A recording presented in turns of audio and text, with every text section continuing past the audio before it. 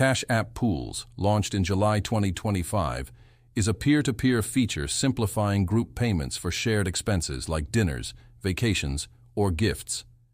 It creates a shared digital pot where organizers collect funds without fronting costs and contributors pay easily, even if they're not Cash App users. No fees apply, and it's available in the US via the app. How it works: create a pool, open Cash App, tap Payments tab, dollar icon, select Pools, create, name it, for example, Spring Break, set a target amount, and add a description and photo. Invite contributors, share via in-app hashtag for Cash App users, or text or email a link. Non-users contribute via Apple Pay or Google Pay, first-time integration for seamless access. Track contributions. Real-time dashboard shows total raised, who's paid, and who's pending. Remind via notifications. Close and transfer. Hit goal, close the pool anytime. Funds instantly move to your cash balance or linked bank.